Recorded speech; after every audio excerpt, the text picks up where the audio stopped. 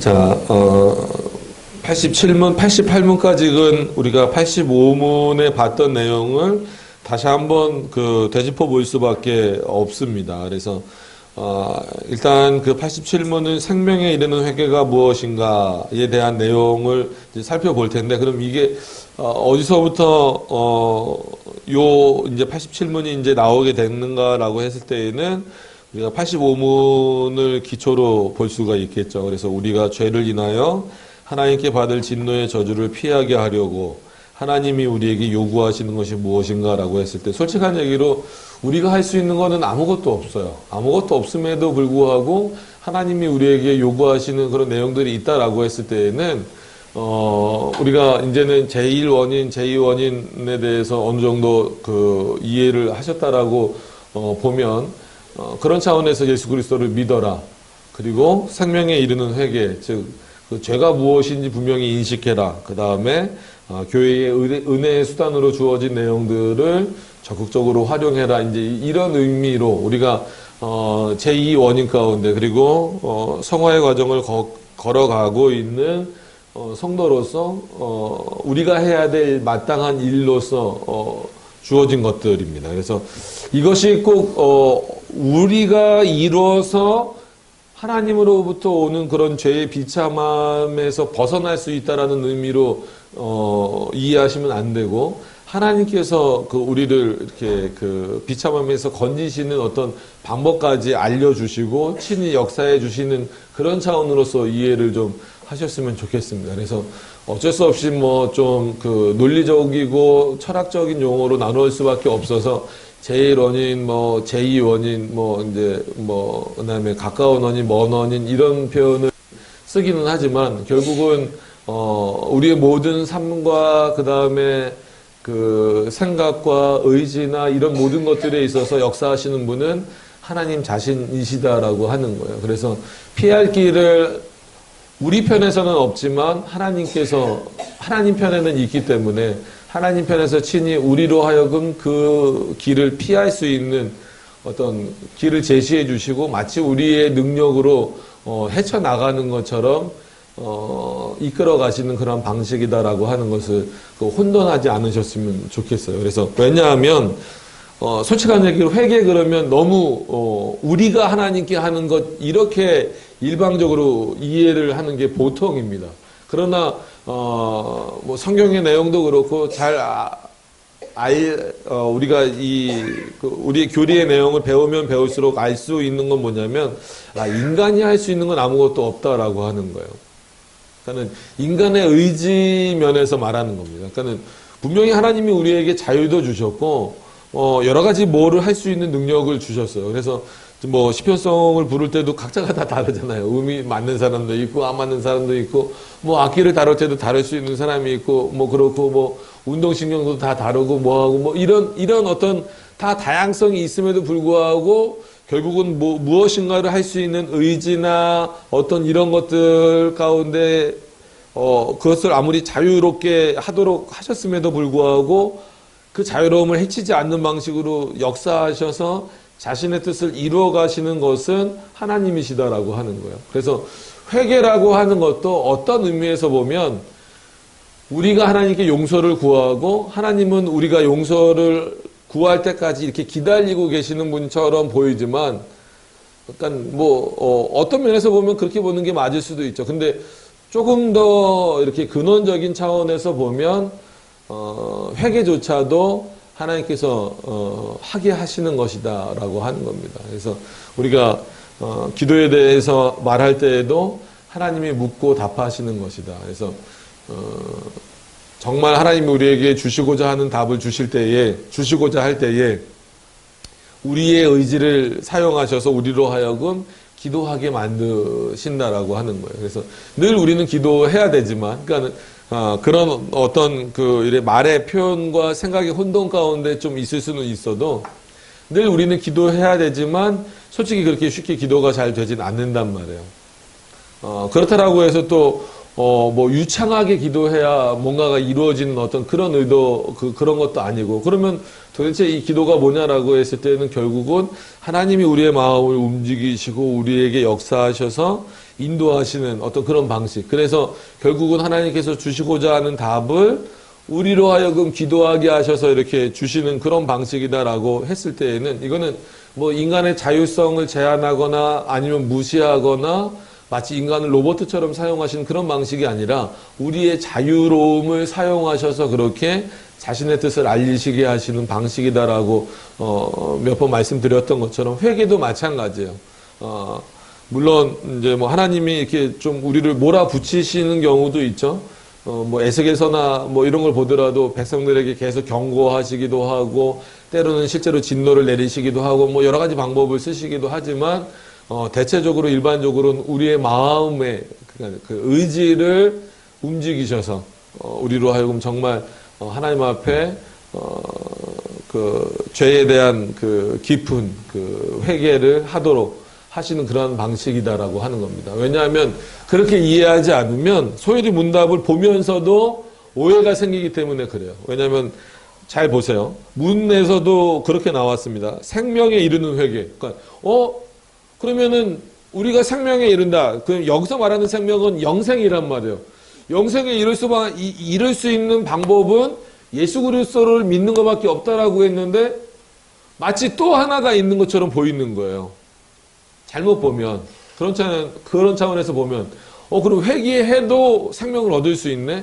이렇게 갈 수 있다라는 거죠. 그래서 답을 보면 더 오해할 수 있어요. 그렇게 오해를 하면 안 되는데 그래서 그렇게 오해를 하기 때문에 이런 말씀을 미리 한번 좀 드리고 시작을 하는 겁니다. 생명에 이르는 회개는 곧 구원을 얻는 은혜인데 이렇게 그러면은 자칫 잘못하면 이거 소요리 문답 좀 잘못 작성된 거 아닙니까? 라고 표현할 수도 있어요.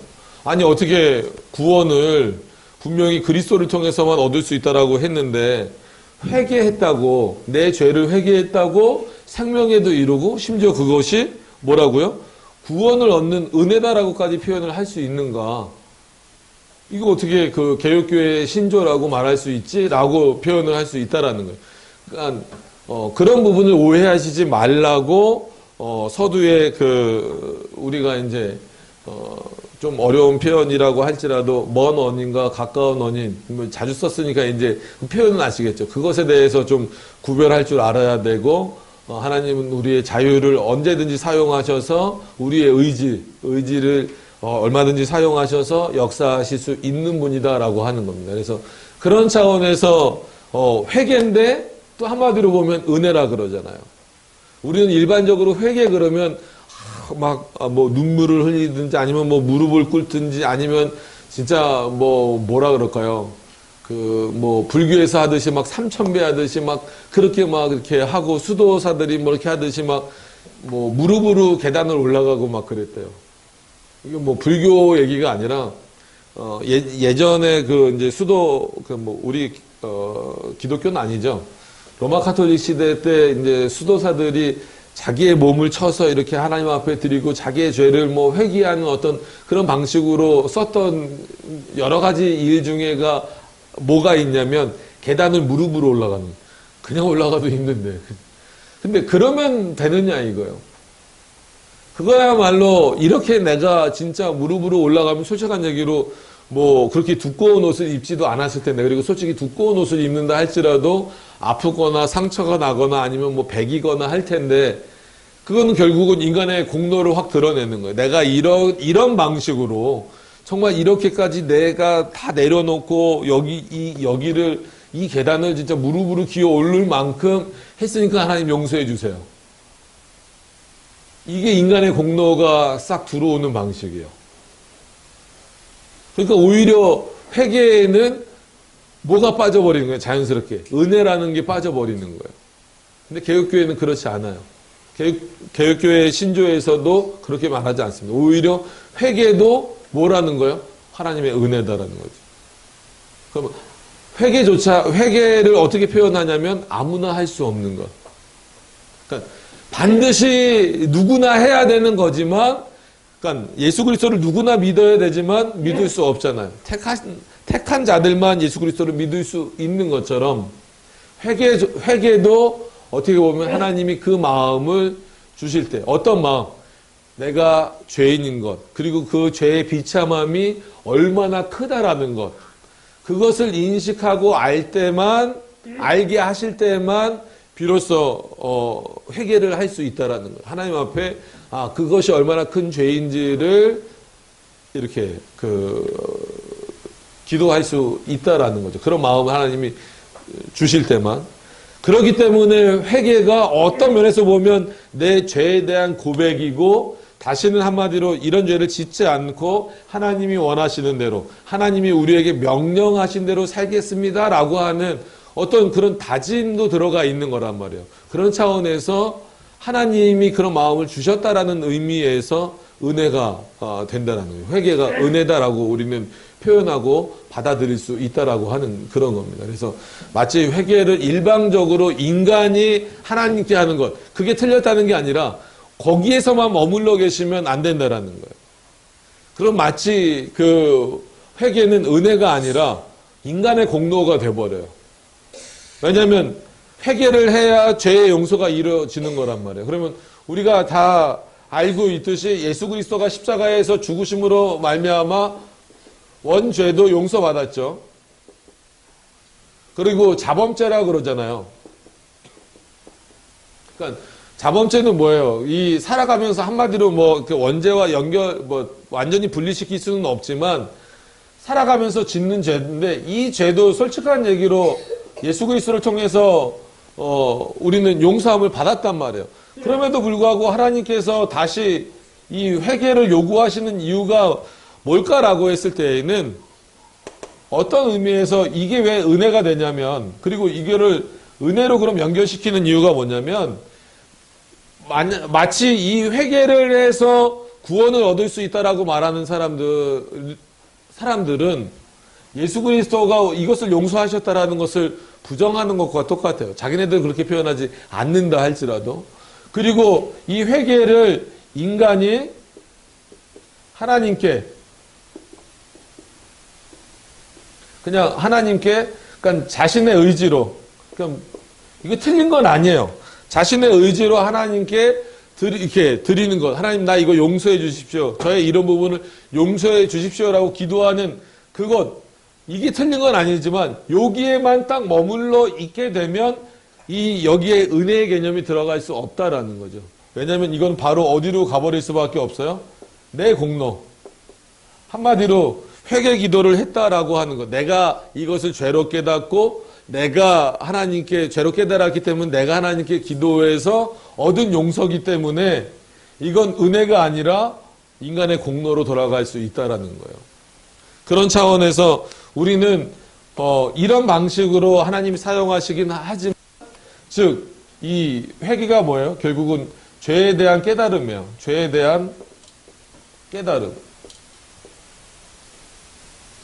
이 죄에 대한 깨달음은 솔직한 얘기로 우리가 죄인인데 여전히 그 죄의 본성이 남아있고 죄책을 감당해야 되는 어떤 차원으로 남아있는데, 그러니까 이게 용서함 받았다라고 해서 이것으로 인하여 지옥에 가지 않는다라는 거지, 우리가 완전히 죄가 없는 존재로 바뀌었다라는 건 아니란 말이에요. 그러니까 그런 논쟁은 이미 예전에 끝났기 때문에 다시 말씀 안 드려도 될 겁니다. 이거에 대해서 자꾸 오해를 하기 때문에 완전 성화라든지 아니면 뭐라 그럴까요? 완전 성화까지는 아니더라도 이제 루터교가 루터는 오해한 게 아니라, 그러니까는 루터와 루터교회는 조금 다르게 생각을 하셔야 돼요. 이거를 이제 루터교인들이 보면은 싫어할 수도 있겠지만 어쩔 수 없어요. 루터는 그렇게까지 가지 않았는데 루터교는 거의 알미니안주의로 완전히 넘어가 버렸습니다. 그래서 그러면서도 뭘 가지고 가버렸냐면 예수 그리스도가 다 용서해 주셨기 때문에 우리는 더 이상 죄인이 아니다 이렇게 돼버렸어요. 그래서 그리스도인은 어떻게 말하냐면 죄를 지을 수 없다까지 표현을 해버리는 거예요. 그러니까 이게 이제 무서운 표현이 되는 거죠. 그러다 보니까 그러면 회개의 문제가 아예 소용이 없어지는 문제까지도 돼버리는 거고, 아니면 이 회개가 결국은 자기의 공로가 되는 거예요. 그러니까 로마 카톨릭 같은 경우도 회개하라 한 거는 자신의 공로잖아요. 너희가 열심히 회개해서 구원에 이를 만한 그 분량이 되지 않으면 바로 천국에 못 간다는 거죠. 그러니까 결국은 뭘 만들어 놓을 수밖에 없는 거예요? 연옥을 만들어 놓을 수밖에 없는 거예요. 그래서 이렇게 성인들, 그러니까 성인들로 불려지는 세인트라 그러죠. 성인들로 불려지는 그런 인물들이 아닌 이상은 대부분 사람들이 죽으면, 이 로마 카톨릭에서 죽으면 어디 간다는 거예요? 연옥에 간다는 거예요. 연옥에 가서, 그래서 면죄부 개념이 들어온 거잖아요. 그럼 면죄부도 어떤 의미에서 보면은 뭐의 연장선입니까? 이쪽으로 한번 또 쓸게요, 그럼. 이 면죄부는 어디의 연장선이라고 볼 수 있어요? 잘 생각해 보시면 회개의 연장선이에요. 그러면 우리 선조들이 한마디로, 마이크가 또 안 나오죠? 그러면 이 왜 면죄부가 그 회개의 연장선이 되냐면 충분히 회개를 못했기 때문에, 즉 공로나 그런 부분에 회개도 포함이 되니까 못했기 때문에 지금 어디 있다는 거예요? 연옥에 있다라는 거잖아요. 그러면은 그 후대 사람들이 내 할머니를 위해서, 내 할아버지를 위해서, 내 부모님을 위해서, 내 형제 자매를 위해서 대신 돈으로서 해결하겠다 이거예요. 이게 얼마나 하나님 앞에서 교만입니까? 그죠? 천주교가 이걸로 돈 엄청 벌잖아요. 지금도 마찬가지고, 중세 시대에는 거의 진짜, 뭐라 그러죠? 지금으로 말하면 뭐라 그럴까요? 어느 정도 될까요? 하여튼간 그 지역을 담당하는 사제들 정도 되면 아예 그 지역 주인이 다 사제들이었어요. 오히려 이렇게 그 당시에 계급 사회였으니까 백작이라든지 이런 사람들보다 누가 더 땅이 많았냐면, 땅이나 농토나 이런 게 더 많았냐면 로마 카톨릭 사제들이 많았어요. 그럼 그 사람들이 어떻게 부를 그렇게 축적할 수 있습니까? 단순히 헌금하는 것을 갖다가 자기 돈으로 썼다? 그러기도 했지만 그 중에 상당 부분이 면죄부가 차지한 거예요. 결국은 이 면죄부가 그럼 뭐예요? 죄에 대해서 면죄를 해주겠다는 거잖아요. 그러면 이미 예수 그리스도의 그 죽으심에 대해서도 온전히 인정하지 않는 거지만, 이 회개에 있어서도 내 조상들이 못해서 여기가 있는 것을 뭘로 해결하겠다? 돈으로 해결하겠다라는 아주 엄청난 무지막지한, 이건 교만이 아니라 이건 그래서 이단이라는 거예요. 그래서 분명히 중세시대 때는 로마 카톨릭이 이단이었잖아요. 근데 지금은 천주교 이단이라 그러면 오히려 거꾸로 큰일 납니다. 그래서 1903년에서 6년 사이에 웨스트민스터 신앙고백서가 미국에서 수정된 것을 그토록 안타까워하는 이유가, 왜 웨스트민스터 신앙고백서를 아미니안 수준으로 떨어뜨렸다라는 것도 문제지만, 로마 카톨릭을 한마디로 이렇게 뭐라 그럴까요? 확 풀어줘 버린 거예요. 그래서 웨스트민스터 본문에 나오지는 않아도 웨스트민스터 학자들이라고 부르죠. 보통 이제 웨스트민스터 디바인 이렇게 이런 식으로 부릅니다. 궁금하시고 또 그래도 나는 영어 정도는 감당할 수 있다 하시면 언제든지 빌려드릴 수 있어요. 학자들, 웨스트민스터 당시 학자들의 그 내용들을 보실 수 있는 책이 있습니다. 그러니까는 그 학자들은 분명히 뭐라고까지 표현했냐면, 교황의 그 자리는 적그리스도의 자리다라는 거예요. 어떤 의미인지 아시겠어요? 그러면 그래서 교황은 곧 적그리스도라고까지 표현을 했었던 게 종교개혁자들의 입장인데, 그런 입장들을 가지고, 이렇게 역사 가운데에 하나님이 허락하신 게, 그리고 우리가 표준문서로 받는 게 웨스트민스터 신앙고백서인데, 거기에 손을 댄 게 성령짝이 투과됐다, 그 다음에 선교에 대한 부분이 추가됐다, 아니면 영아 때 죽은 아이들 다 보내줬다, 이런 것들도 문제가 되지만, 결국은,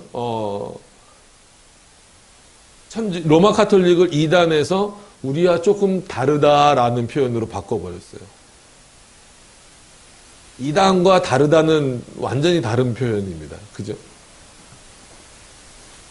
그러니까 이런 의미에서 솔직한 얘기로 웨스트민스터 신앙고백서를 들고 있는 차원에서는, 그러니까 수정되지 않은 33장 그대로의 그 웨스트민스터 신앙고백서를 들고 있는 이상은 로마 카톨릭은 뭐 저걸 보고 혹시라도 누가 따라 찾아온다 할지라도 이단일 수밖에 없는 거예요. 그래서 이제서 다시금 로마 카톨릭에 대해서 뭐 합동이라든지 이런 데서 조금씩 다시 어떤 뭐 이단으로 좀 규정하려는 움직임들이 보이는 것에 대해서는 좀 긍정적이긴 한데 될 수 있을지는 모르겠어요. 그리고 만약에 한다고 하더라도 그러면은 교황청부터 가만히 있겠습니까? 작사를 내려고 하겠죠. 이런 표현을 써서 죄송하지만, 왜냐하면 이미 그때 그럼으로 말미암아 종교개혁 시대 때 얼마나 많은 사람들이 죽었어요. 정말 많은 사람들이 죽었단 말이에요. 그래서 뭐 아시는 사건만 말씀드려도 다 아시잖아요. 위그노 첩결 사건 결국은 뭐예요? 로마 카톨릭이 같은 밖에서 보면 그리스도인들이 그리스도인을 죽이는 거예요. 근데 안에서 들어와 보면 로마 카톨릭이 위그노 즉 복음주의자들을 그 당시 칼빈주의자들을 죽여버리는 거예요. 그게 정당한 것처럼 여기는 거죠. 그래서 트렌트 공의회라고 해서 이 사람들이 하는 그 공의회는 이거 그 시간이 아닌데 자꾸 거기서는 바뀌지 않았어요. 로마 카톨릭은 한 번도 바뀌지 않았는데 우리가 자꾸 500년 조금 넘었는데 이제 502주년인가요? 503주년인가요? 종교개혁한 지가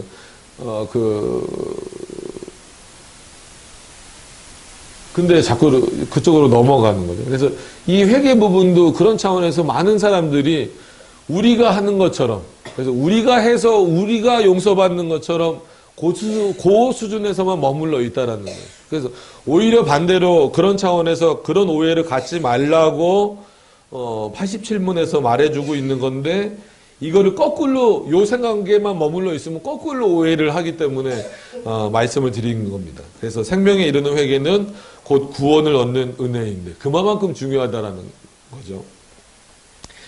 이로 말미암아 죄인이, 그러니까 우리가 죄인이죠. 그러니까 뭐 택함 받았다라고 해서 예수 그리스도로 인하여 용서를 받았다고 해서 구속을 얻었다라고 해서 우리가, 물론 하나님이 우리를 의인으로 불러주시지만 여전히 우리는 죄인입니다.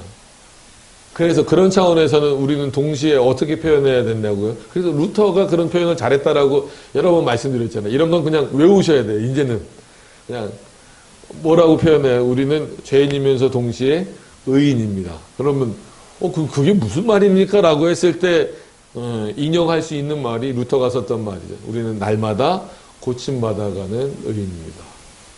그러니까 여전히 그냥 죄인의 모습에 있는 거예요. 죽을 때까지. 그 죄인의 모습을 완전히 벗어버릴 수가 없어요. 그래서 어떤 면에서 날마다 회개해야죠. 근데 날마다 회개한다고 억지로 한다고 되는 게 아니에요. 뭐 면죄부 산다고 되는 게 아니고 면죄부 얼마에 사시겠어요?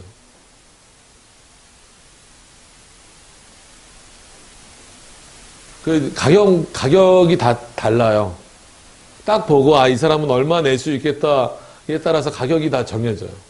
뭐 이런 죄를 졌으면 이만큼의 돈을 내야 되고 이런 죄를 졌으면 이만큼의 돈을 내야 되고, 제가 돈이라고 표현하는 건 거기다가 헌금이라고 말하고 싶지 않은 거예요. 근데 그거를 그렇게 해서 자신의 돈으로 조상들을 연옥에서 천국으로 튀어 올라가게 했다면 그게 공로지, 그게 은혜겠습니까? 근데 이게 은연중에 그냥 우리 기독교 안에도 좋아하지는 않는 표현이지만 개신교 안에도 들어와서 자리를 잡고 있다 보니까 마치 회개는 내가 열심히 해서 얻는 거. 그래서 막 그러잖아요. 뭐 회개 기도할 때 땀 흘리면서 눈물 흘리면서 뭐 막 진짜 뭐 속에 있는 게 다 나올 정도로 회개해야 된다. 그러진 않나요? 그런 거 가지고 하나님이 용서하고 안 하시고 그러지 않으신다는 겁니다. 그러니까 진심을 담아서 당연히 회개해야 되는 거는 맞죠. 진정성이 있어야 되는 건 맞습니다. 근데 그것에 대한 판단은 우리가 눈에 보이는 것으로 되는 게 아니에요. 뭐 어디 병이 났을 때 오늘 뭐 감기 많이 걸리셨다고, 저도 좀 코가 맹맹하긴 한데 감기 많이 걸리셨다고 그거 회개해야 된다고. 또 어디 쪽 가면 또 그러잖아요. 뭐 감기는 뭡니까? 바이러스잖아요. 근데 뭐 감기 귀신, 예배 시간에 조는 거는 늦게 잤든지 목사가 설교를 재미없게 하든지 둘 중에 하나인데 졸음 귀신. 갖가지 귀신들을 교회에다 다 갖다 붙이니 이게 거기를 기독교라고 해야 될지 참 의문인데 사람들은 그냥 그 사고가 좋아요. 그게 그래서 그런 표현이 있잖아요. 인간의 사고는 왜 개혁신학이 왜 이렇게 소수입니까? 라고 했을 때, 뭐, 바빙크도 그렇고, 칼빈도 그렇고, 거의 공통적으로 비슷하게 했던 표현이 뭐냐면, 인간의 그 죄된 본성 가운데 있는 인간의 사고는 내버려두면 알미니안주의로 간다. 그게 자연스럽다는 거예요. 그럼 왜 알미니안주의가 대세를 이룹니까? 라고 했을 때에는 하나님의 말씀을 정확하게 깨닫고 마치 거기를 내 의지를 거슬러서 하나님의 말씀으로 돌아가려는 어떤 그런 노력이 없는 이상은 알미니안주의로 가는 게 자연스럽다라는 거예요. 그래서 세상의 문화들은 결국은 이 알미니안주의를 통하여서 꽃을 피웠어요. 그래서 짱키우스가 거꾸로 그것에 대해서 말한 거예요. 알미니안주의는 교회의 악 정도가 아니라 세상의 악이다라는 표현을 쓴 거예요. 그래서 이게 화란 넘어와서 이제 뭐 도에베르트나 이런 사람들로 넘어와서 문화의 개념으로 넘어오면서 알미니안주의가 더 확고피게 되는 거죠. 그래서 그게 교육에도 들어와요. 교육에도 들어와서 뭐 이제 주로 아이들 교육이지만 뭐 삐아제 교육이니 뭐 몬테소리니 이거 전부 다 알미니안주의입니다. 그다음에 성인들은 뭐 MBTI 갑자기 MTB가 생각이 났는데 MTB는 아니죠. 그건 뭐 산악자전거죠. 그거 MBTI인가 뭐 그거 있잖아요. 그런 거 심리 테스트 이런 거 그러면 뭐 융이라고 알죠. 융이라는 인물 아시죠? 안다고 해주세요 그냥. 이 인물을 모르시진 않을 거예요. 그러니까 이 융이라는 그 심리학자인데 꿈에 대해서 연구도 많이 하고 그 다음에 어떤 인간 심리에 대해서도 많이 연구하잖아요. 결국은 이 사람도 알미니안주의란 말이에요. 근데 이 사람이 대표적으로 연구한 것 중에 내용이 뭐냐면 이게 이제 인간에 대해서 꿈을 꾼다라고 했을 때는 자기의 어떤 경험이라든지 아니면 어떤 그런 경험은 하지 않았어도 간접적인 그런 경험이라든지 뭐 그냥 TV를 뭘 봤다든지 아니면 무슨 이야기를 들었다라든지 그런 것들이 이제 꿈을 통해서 나타나는 경우가 많다. 그래서 실제로 뇌에 그런 자극들을 잠잘 때 그런 자극들이 이제 들어오는 거예요. 들어와서 결국 그게 꿈의 형태로 나타나는 이게 이제 꿈을 연구할 때 이제 융의 그 심리학 내용을 많이 연구할 수밖에 없죠. 그러니까 여기까지 제가 말씀드리는 이유는 결국은 이 부분을 설명하고 싶어서 그래요. 요게 잘못된 건 아닌데 여기 머무르시지 말라는 거예요. 여기 머물러 버리면 회개가 은혜가 안 돼 버린다는 거예요. 은혜까지 가지 않는다는 거예요. 우리는 개혁신학에서는 반대로 회개를 은혜로 말하는 이유는 인간이 의지를 가지고 자신의 죄를 깨닫고 하나님 앞에 용서할 수 있는 것은 하나님이 은혜를 주시지 않으면 그에게 그 죄를 깨닫는 것 자체가 은혜다라는 걸 모르는 거죠. 진짜 자 선물 줄게. 돈 줄게. 이것만 우리는 은혜로 자꾸 착각을 하는 거예요. 하나님으로부터 받을 때 뭔가를 받는 것을. 근데 어떻게 보면 가장 큰 은혜는 우리가 구원이라고 하는 이유도 뭡니까? 죄의 문제가 결국은 해결된 거잖아요. 우리가 해결할 수 없는 문제를 예수 그리스도가 대신 우리를 그래서 대속이란 말을 표현하기도 하는 거죠. 쓰기도 하는 거잖아요. 마찬가지로 그렇다면은 살아가면서 여전히 짓는 그 죄에 대해서 그것 때문에 지옥에 가진 않지만 그것으로 인하여서 형벌은 이 땅에서도 얼마든지 받는단 말이에요. 그러면 이런 형벌을 피할 수 있는 방법으로서 주신 것은 이것을 깨달아야 회개할 수 있는 길이 열리는 거고 그 대상이 하나님이라는 것도 알 수 있단 말이에요. 그러면은 이것을 깨닫게 하시는 것은 우리에게서 나올 수 없다는 거죠. 우리의 본성에서는. 왜냐하면 이미 우리의 본성이 뭐에 오염되어 있기 때문에 죄에 오염되어 있기 때문에 그래서 이건 뭐 반복이어도 어쩔 수 없어요. 그래서 루터는 우리의 의지를 뭐라고 표현했다고요? 아무리 그가 거듭났다 할지라도 노의 의지다. 뭐에 묶여져 있는? 죄에 묶여져 있는. 죄된 본성에 묶여져 있는, 그거는 거듭났고, 그러니까 중생과 상관없는 거예요. 근데 뭐 노예의 의지 뭐 어감이 난 싫다 그러면, 뭐 싫으시다 그러면 뭐 그래 안 쓰셔도 돼요. 그럼에도 불구하고 이 의지는, 그래서 칼빈도 그렇고 다 뭐라고 했냐면, 의지는 하나님께서 은혜를 주시는 통로다. 뭐 굳이 은혜라고 쓴 거는 더 하나님의 역사가, 왜 하나님이 우리의 의지를 사용하시는 목적과 이유가 뭔가를 조금 더 이렇게 드러내기 위해서 한 거죠. 그러니까는 그냥 다르게 표현해도 됩니다. 하나님께서 뭐 의지는 하나님께서 사용하시는 어떤 뭐 통로다, 방식이다. 다 쓸 수 있어요. 그럼에도 불구하고 은혜라고 표현해 드린 거는, 죄를 깨닫는 것 자체도 우리에게 있어서는 어마어마한 은혜란 말이에요. 이게 없으면, 이 죄에 대한 깨달음이 없으면 우리가 하나님 앞에 회개할 수 없어요. 내가 한 행동이, 아니면 내가 한 말이, 아니면 내가 하고 있는, 내가 했던 어떤 행동, 뭐 어떤 하나님 앞에 드렸던 이런 부분들이, 말씀에 비춰보니까 잘못된 거구나 라고 하는 걸 깨닫지 못하면 회개 자체가 안 돼요. 그러니까 회개 이전에 뭐가 있어야 되는 거예요? 죄에 대한 깨달음이 있어야 돼요. 근데 그 죄에 대한 깨달음이 내 의지만으로 가능하냐라고 했을 때는 아니다라는 거예요. 그럴 수 없다라는 거예요. 누가 깨닫게 해주셔야 되냐는 거예요. 이 의지를 사용해서 하나님이 하셔야 된다는 거예요. 그래서 인간의 의지는 하나님께서 은혜를 주시는 통로다라고 표현을 하는 거예요. 감사하라는 마음에서. 그냥 인간의 의지는 하나님께서 사용하시는 어떤 통로다, 이렇게 표현할 수도 있는데, 은혜를 일부러 집어넣은 것은 하나님이 그만큼 자신의 백성을 얼마나 사랑하시는가. 그러니까는 물론 유기자들에게는 은혜가 아니겠죠. 유기자들의 의지도 누가 사용하셔요? 하나님이 사용하셔요. 그들에게 있어서는 은혜라는 표현을 쓰면 안 되겠죠.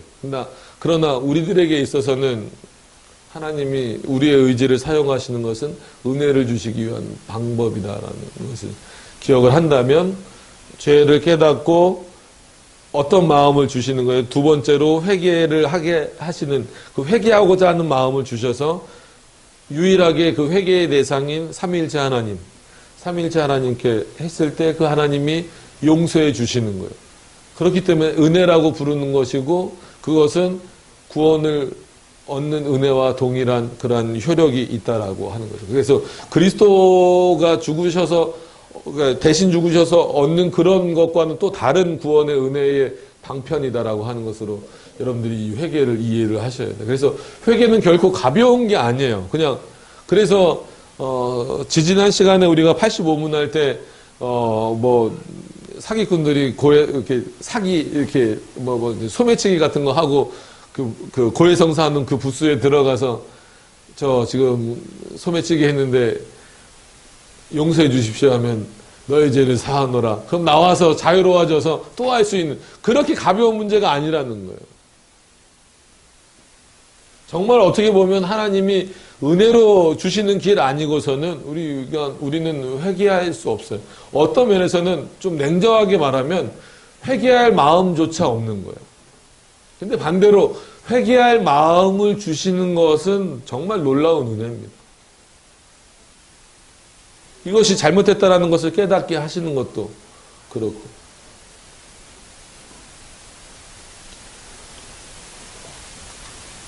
그러니까 이런 부분들은 이제 좀 또 약간 이 부분에만 너무 치우쳐서 극단으로 가면 이제 그 죄죽임 뭐 이런 걸로 가서 매 주일마다 이제 막 성도들한테 묻는 교회도 있대요. 성도님, 죄 이번 주 죽이고 오셨습니까? 어떤 죄를 죽였습니까? 그러면 막 성도들 다 있는 데서 저는 이런 죄를 졌는데 이런 죄는 회개했고 이런 죄는 아직 회개 못했습니다. 그러면 오늘 성찬에 참여하기 전까지 회개하라고. 그럼 막 어떻게 그때 막 눈물을 흘리든지 뭐 하든지 막 그렇게 해야 돼. 그러면 그래서 그 교회는 이렇게 예배가 전체적으로 다 좀 분위기가 어둡대요. 왜? 계속해서 죄를 죽여야 되니까. 근데 그 죄죽임이라는 표현을 쓰기는 쓰는데 그렇게 해갖고 죄가 죽여질까? 그것도 아니거든요. 그런 극단으로 가시면 또 안 됩니다. 네, 그것도 이제 또 청교도라는 그 안에 이제 또 들어와서 약간 좀 걱정스럽긴 합니다. 그런 식으로 또 가면 안 돼요. 자, 돌아오셔서 본문으로 보시면 죄인이 자기 죄를 참으로 알고, 그러니까 이 부분을 지금 설명드린 거예요. 그러니까 어떻게 참으로 알겠느냐라고 했을 때에는 결국은 하나님께서 그 죄를 깨닫게 하시는 방법밖에는 없다라고 하는 겁니다. 그게 유일한 길이다. 그래서 그러니까 왜 은혜일 수밖에 없냐면 결국은 하나님이 용서해 주기 위하여서, 그러니까 우리를 용서해 주시기 위해서 하나님이 죄를 깨닫게 하시고, 우리로 하여금 죄를 깨닫게 하시고 회개할 수 있는 마음을 우리들에게 주신다라는 거예요. 어떻게 하기 위하여서? 용서해 주시기 위해서. 그냥 마음도 주시지 않고 회개하는 어떤 일도 없이 그냥 그냥 용서해 줄게. 뭐 예수 그리스도를 통해서 이미 용서받았으니까 그냥 용서해 줄게. 이렇게 하시지 않는다라는 거죠. 그럼 진짜 우리는 그거야말로 로버트적인 거죠. 아니면 어떤 모나드 이론이라는 게 있죠. 창문 없는 방에 갇혀져 있는 그런 존재랑 똑같은 거죠. 그래서 이 작정이나 예정을 잘못 오해하면 그렇게 이해할 수 있어요. 하나님이 요 틀에 딱 갇혀놓고 요 안에서만 자유를 줘서 마치 그 청소기들이 요 안에서 막 자유롭게 막 움직이기는 하지만 결국은 이 밖으로는 나갈 수 없는 이런 방식은 아니란 말이에요. 이런 방식은 아니란 말이에요. 그럼에도 불구하고 결국은 스스로 깨달을 수 없는 방식이기 때문에 참으로 하나님께서 깨닫게 해주신다는 거예요. 바꿔 말해도 하나님이 깨닫게 해주시는 거기 때문에 그거는 참으로 깨닫는 의미가 되는 겁니다. 그래서 죄인이 자기 죄를 참으로 알고 또 그리스도 안에서 하나님의 긍휼을 깨달아. 그리스도를 통하여라는 방식은 그리스도가 누구시기 때문에 우리의 영원한 중보자이시기 때문에. 그래서 우리가 바꿔야 될 용어 중에 좀 우리는 잘 안 쓰시리라 믿어요. 뭐가 있습니까? 중보기도죠. 중보기도라는 말 쓰시면 안 돼요. 중보는 누구만 할 수 있어요. 예수 그리스도만 할 수 있어요. 그래서 그럼 누구를 위해서 기도하는 걸 어떻게 표현해야 됩니까? 굳이 그거를 표현을 해야 되나 싶지만 표현한다 그러면 도움 기도? 그냥 누구를 위해서 기도했다 그러면 되지. 그걸 꼭 그렇게 중보 기도라는 표현까지 너무 이 중보의 개념을 확장시켜서 그래요. 그러면 이게 잘못되면은 창조 중보까지 갑니다. 오늘 그 얘기하면은 한도 끝도 없이 나가니까. 그래서 대표적으로 합동측 목사님들 특히나 합동측 목사님들 다는 아니에요. 거기서 이제 조직신학을 전공한 분들 중에서는 뭐를 인정하냐면 예수 그리스도는 창조의 중보자다. 이걸 인정을 해요. 맞는 것 같습니까? 틀린 것 같습니까? 예수 그리스도가 창조의 중보자가 되어버리면 만인 구원이 되는 거예요. 만물 구원이 되는 거예요. 근데 참 그 말을 누가 했을까요? 할빈이 그 말을 하면 안 되죠. 그 말을 바빙크가 했어요. 바빙크가 했어요. 창조의 중보기다. 그거를 충신대 교수님들이 많이 했고 대표적으로는 은퇴하셨지만 서철원 교수님이 썼고 그래서 저의 은사이신 또 한 분인 김영규 교수님은 그것에 대해서 상당히 비판을 많이 하셨죠. 예수 그리스도가 창조의 중보자가 돼버리면 그건 만물 구원이지. 그게 어떻게 예수 그리스도는 창조자로 계셔야지.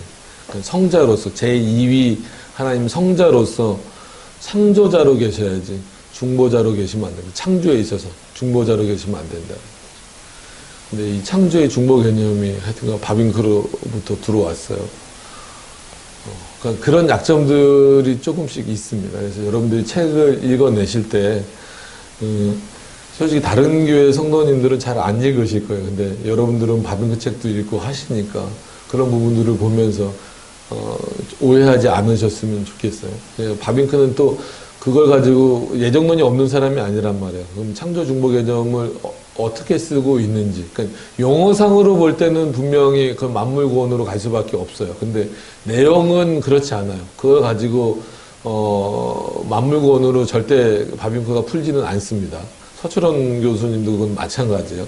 그럼에도 불구하고 그런 용어 자체가 우리에게 상당히 혼란을 주기 때문에 아예 쓰지 말자는 거예요. 그 중보라는 그 개념 자체가. 어떤 의미인지는 알겠는데, 바빙크가 쓴 거는 그거예요. 말 그대로 이 창조의 역사, 창조의 사역을 도우시는 자로서, 성자 하나님을 말하고 있는 겁니다. 그런데 거기다가 그냥 중보 개념을 확 써버린 거예요. 그건 서철원 교수님도 마찬가지예요. 근데 그 단어만 그냥 이해를 해버리면 그렇게 오해할 수 있다라는 거예요. 그래서, 그럴 바에는 아예 어디서든지 간에 예수 그리스도 이외에는 중보라는 표현을 쓰지 말자라고 하는 거죠. 근데 이미 역사상 개혁주의 안에서도 써버렸으니까, 그게 이제, 참 문제가 좀 되죠. 그래서 그런 부분들이 여러분 단어 하나를 선택하는 게 그래서 어려워요. 그런 부분에서. 그래서 어쨌거나 중보는 예수 그리스도에게만 적용된다는 거예요. 그래서 메디아토르라고 하죠. 보통 그 메신저 뭐 이런 역할로만 그 이해를 하시면 안 됩니다. 그래서 메디아토르 개념을 좀 갖고 계셔야 돼요. 그래서 그 그리스도 안에 그런 차원에서 그리스도 안에서라는 겁니다. 그러니까는 그리스도 안에서 그리스도를 뭐 통하여 뭐 다 쓸 수 있지만 중보자라는 개념이 여기는 포함되어 있는 겁니다. 하나님의 긍휼을 깨달아. 긍휼하심이라는 게 뭐예요? 결국 불쌍히 여겨주시는 거잖아요. 하나님은 우리를 불쌍히 여겨주시지 않으면 이 죄를 깨달을 수가 없어요. 그럼 불쌍히 여김을 받는다라는 것 자체, 세상에서 같은 사람들끼리 불쌍히 여김을 받는 것은 어떤 차원에서는 좀 자존심이 상할 수 있는 문제일 수도 있을 거예요. 그죠? 뭐, 안 그런 분들도 있고. 왜냐면 세상에서 불쌍히 여김을 많이 당해봤어요. 희한하게, 어렸을 때는 안 그래요. 어렸을 때는 나름 이렇게 뭐 아주 부유층은 아니어도, 상류층은 아니어도, 그래도 진짜, 다 동네에서 뭐 무슨 뭐예요. 상패도 없는 운동화 신고 다닐 때 저는 그 당시에 프로스펙스, 여러분, 지금은 뭐 프로스펙스, 그 당시에 프로스펙스는요, 그냥 스펙스하고는 달라요. 그 다음에 월드컵하고 프로 월드컵이 있었거든요. 뭐 프로 월드컵, 뭐 그 다음에 나이키, 저희 동네에서는 나이키 저 혼자 신고 다녔어요. 애들이 나이키라는 용어 자체를 몰라요. 그랬을 때였어요. 너무 옛날 얘기를 하는 것 같지만 저 그렇게 많이 먹지 않았습니다. 그랬는데 아무래도 이제 예를 들어서 이제 개척하고 뭐 이렇게 하다 보니까 아유 힘들어서 어떡해요 뭐 해서 어떡해요. 근데 괜찮아요. 뭐 그런 얘기 들어도 뭐 하나님 죽이시지 않으니까 괜찮습니다. 뭐 괜찮아요. 그래서 뭐 사람들에게 뭐 그게 뭐 자존심 상하진 않았어요. 근데 뭐 그럴 수 있죠. 사람들끼리는 뭐 무슨 말을 하거나 어떤 행동을 하거나 이것 때문에 자존심이 상할 수 있어요. 그러나 하나님이 우리를 진짜 말 그대로 불쌍히 여겨주시는 거는 그건 은혜예요, 여러분. 긍휼히 여겨주시는 거. 그 불쌍하게 여겨주심이 없으면 우리는 정말 아무것도 아닌 거죠. 그래서 다른 표현으로 성경에 하나님이 우리를 체휼하신다라는 거잖아요. 그러니까 그만큼 정말 우리를 불쌍히 여기시는 죄송합니다. 우리를 불쌍히 여기시는 정도가 아니라 정말 마치 진짜 우리를 불쌍히 여기시는 것에 그 마치 그 막 동참하셔서 같이 그냥 아유 어떡하냐 이런 어떤 그런 의미로 이렇게 동참하시는 것처럼 보여지는 그 단어가 이제 체휼이라는 단어잖아요. 그러니까 하나님이 그렇게까지 하시는 거예요. 그러니까 우리에게 가까이 오시는 방식으로서 정말 우리를 체휼하시는 방식으로 그러니까 우리를 긍휼히 여겨주신다. 그래서 그럼 세상 물론 뭐 사람마다 다르지만 세상에서 불쌍히 여김을 당하는 거는 조금 뭐 자존심이 상할 수는 있어도 하나님께는 날마다 우리는 불쌍히 여김을 당해야 되는 존재예요. 그게 놀라운 은혜거든요. 그래야 우리의 부족함과 내가 나 혼자 살 수 있는 게 아니구나. 정말 하나님을 의지하지 않고는 살 수 없구나라고 하는 것을 날마다 깨닫게 하시니까. 그래서 그 긍휼하심을 깨달아 자기 죄를 원통히 여기고 그래야 이 긍휼이 얼마나 큰지 하나님이 우리를 사랑하시기 때문에 긍휼하시는 그 긍휼이 얼마나 큰지 그리고 그 은혜를 그리스도 안에서 주신다는 게 얼마나 감사하고 놀라운지를 알아야 그게 그리고 정말 세상의 모든 사람들이 받는 게 아니라 하나님의 택한 백성들이 받는 은혜다라고 하는 것을 깨달아야 반대로 내가 짓고 있는 그런 은혜를 받고 있는 자로서 이런 죄를 짓는다라고 하는 것에 대하여서 원통함. 이건 정말 너무나 큰 죄다라고 하는 내가 진 죄에 대한 원통함을 알 수 있다라는 거예요. 그런 어떻게 보면 원통함을 갖고 그 죄를 미워하는 마음을 가져야, 어떻게 보면 이것도 하나님이 주시는 마음이지만, 이런 마음을 가져야 진정한 회개를 할 수 있는 거예요. 그래서 울 수 있죠. 무릎 꿇을 수 있죠. 눈물 날 수 있어요. 그러나 눈물을 흘리고 무릎을 꿇지 않는다 할지라도 그거보다 더 중요한 것은 보이는 모습보다 더 중요한 것은 실제로 내 죄를 원통히 여기고 심지어는 그 죄를 미워할 수 있느냐 이거예요. 내가 예전에 그랬었지.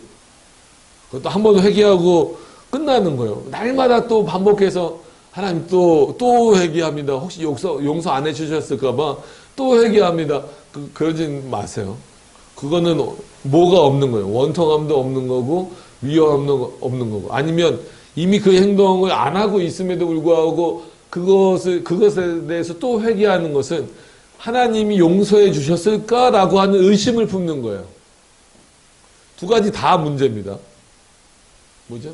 이 죄를 내가 진 죄를 마치 가볍게 여겨서 또 그 죄를 반복하는 것도 문제지만 한 번 그 죄를 짓고 더 이상 그 죄를 짓고 있지 않음에도 불구하고 또 그런 죄를 예전에 졌으니까 또 용서해 주세요라고 날마다 기도하는 것은 그것 또한 문제다라는 거예요. 앞에 거는 죄에 대한 인식이 부족한 문제고 두 번째는 하나님이 분명히 용서해 주셨음에도 불구하고 그 용서함에 대한 확신이 없는 것에 대한 문제. 결국 둘 다 하나님을 온전히 믿지 못하는 그런 문제가 발생이 되는 겁니다.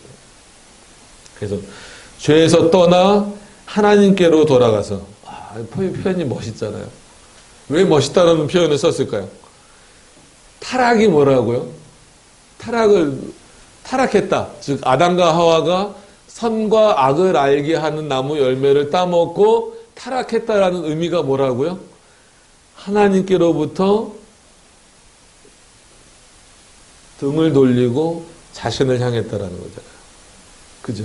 그럼 회개는 뭐예요? 거꾸로 나를 향하고 있는 모습에서 등을 돌려서 누구를 향하는 거예요? 하나님께로 돌아가는 거예요. 그러니까 이 표현이 멋있다라는 거죠. 죄를 떠나 하나님께로 돌아가서 그러니까 어차피 우리는 하나님께로 다 돌아가야 돼요. 그죠? 이 땅에서 죽음을 맞이해도 하나님께 돌아가는 것이고 진짜 예수님이 언제 오실지 모르니까 우리가 죽기 전에 예수님이 오신다 하더라도 우리는 하나님께 돌아가는 거고 어차피 돌아가는 거지만 어떻게 이 땅에서 돌아가느냐라고 했을 때에는 내 죄를 떠나서 하나님께로 다시 돌아가는 거예요.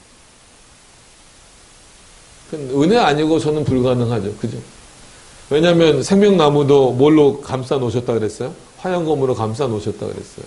못 돌아가요. 우리 의지로 못 돌아가요. 그리고 아무리 그 화양금 뚫을 수도 없지만 뚫고 들어가서 생명나무를 따먹는다 할지라도 다시 우리가 그 타락 이전으로 돌아갈 수 있을까요? 그 상태로? 못 돌아간단 말이에요. 오직 누구만이 돌려놓으실 수 있어요? 하나님 자신만. 그래서 예수 그리스도가 인간의 몸을 입고 이 땅에 오신 거란 말이에요. 그래서 죄에서 떠나 하나님께로 돌아가서 든든하게 결심하고, 든든하게라는 표현을 써서 좀 아이들에게 쓰는 표현 같지만 정말 진짜 결연한 마음을 가지고 결심을 한다는 거죠. 근데 늘 말씀드리지만 인간의 의지는 상당히 생각보다 약합니다. 그리고 환경의 영향도 많이 받고, 그래서 결국은 내 의지를 누구에게 지켜달라고 기도할 수밖에 없어요. 하나님께 지켜달라고 기도할 수밖에 없어요. 그래서 성령 하나님이 내 안에 내주하신다라는 것이 얼마나 놀라운 은혜인지를 여러분들이 기억을 하셔야 돼요. 그래서 든든하게 결심하고 마음과 힘을 다하여. 이거는 뭐 성경 그대로 나온 거죠. 뭐 자꾸 제2원인, 원원인 이렇게 표현을 해서 이거는 좀 우리 이제 개혁신학 차원에서 좀 이해를 하시라는 차원에서 말씀드리는 거지만 뭐 더 이상 그 말씀 안 드려도 당연한 겁니다. 이거는 뭐 알미니안주의가 아니어도 뭐 공로주의가 아니어도 당연히 열심을 내야 돼요. 하나님 앞에서 열심 없는 신앙은 그거는 죽은 신앙이랑 똑같습니다. 그래서 그런 차원에서 로마서와 야고보서는 전혀 다르지 않아요. 오히려 루터도 그 구별을 조금 잘 이렇게 거기까지 가지 못했던 것 같아요. 그래서 루터는 야고보서 보고 뭐라 그랬다고요? 지푸라기입니다. 라는 거죠. 복음은 다 동일한 건데 같은 내용을 담고 있는 겁니다. 그래서 오히려 어떤 면에서는 야고보서가 우리는 뭐 행함장 막 이렇게 많이 부르잖아요. 근데 야고보서가 더 그 믿음에 대한 강조가 더 커요. 그리고 그 야고보서를 보다 보면 결국은 그 행동 이전에 그 믿음, 하나님이 허락하시는 그 믿음이 얼마나 큰가, 그 믿음에 대한 결과물로서 나오는 행동이 어떠한가를 더 깊이 살펴볼 수 있는 건 오히려 로마서보다 야고보서입니다. 그래서 어떤 면에서는 믿음에 대해서, 그러니까 야고보서는 우리는 그냥 행위를 강조하는 성경으로 보는 경우가 많은데 어떤 면에서는 믿음이 강조되는 성경이 바로 야고보서예요. 그래서 절대 그건 지푸라기 복음이 될 수 없습니다. 그런 차원에서 물론 이제 야고보서에서도 비슷한 표현이 나오고 신명기에서도 나오고 여호수아서에서도 나오는 그런 내용들이죠. 마음과 힘을 다하여 이렇게 하셔야 돼요. 열심을 다해서.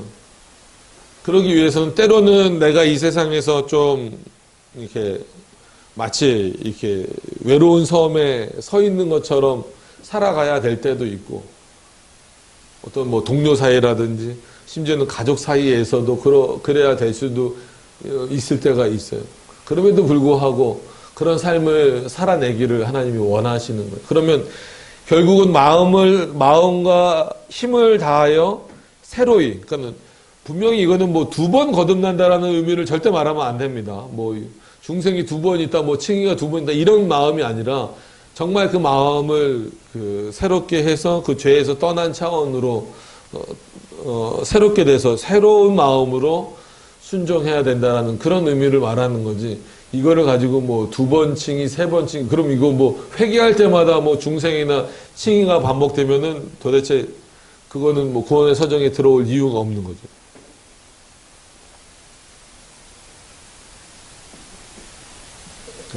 그런 부분들을 이해를 하신다면 생명에 이르는 회개가 무엇인가? 어떤 면에서 한마디로 딱 그냥 이건 제 요약입니다. 뭐 어느 해설서에 나와 있는 표현이 아니고 생명에 이르는 회개를 통해서 깨달을 수 있는 것은 죄의 비참함을 깨닫는 것이다.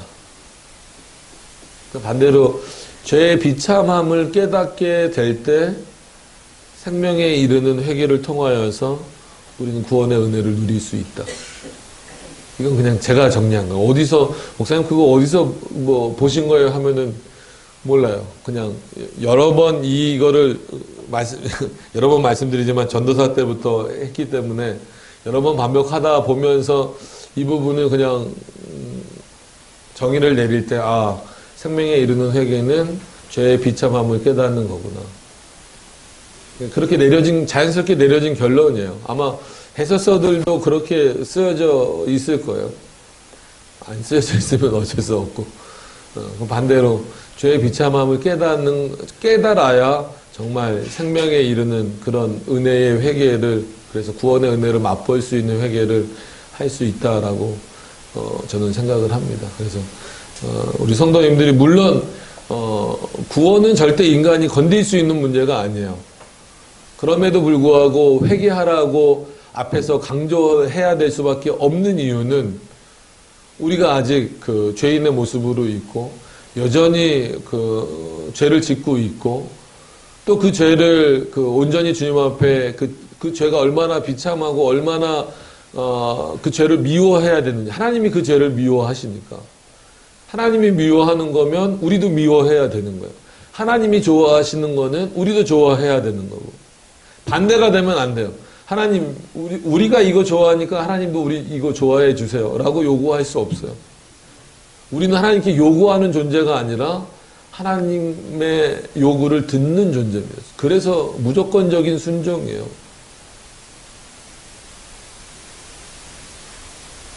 실문하는 자들이 아닙니다. 순종하는 자들. 그래서 그런 차원에서 회개도 하나님께 순종하는 것이다.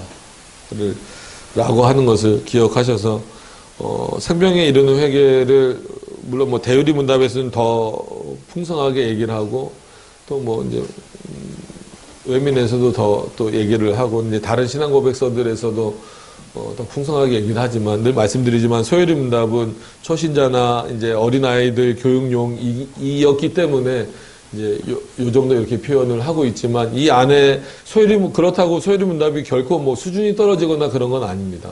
함축적으로 오히려 더 담겨 있어서 소유리 문답이 어떤 면에서는 조금 더 어려울 수도 있어요. 왜냐하면 함축적으로 의미가 담겨져 있기 때문에 오히려 여기서 한두 문 더 이렇게 설명을 해주면 오히려 좋을 수도 있어요. 그래서 나중에 솔직한 얘기로 그래서 소유리 문답을 볼 때는 옆에 이렇게 대유리 문답을 같이 갖다 놓고 그럼 이 소유리 문답에서 이렇게 얘기했는데 확장이거든요. 똑같은 구조에 몇 문씩 더해진 거니까 그럼 대유리 문답에서는 여기를 얼마나 조금 더 풍성하게 설명하고 있는가 그걸 이렇게 함께 찾아보시면서 보면은 훨씬 더 우리가 유익을 얻을 수 있습니다.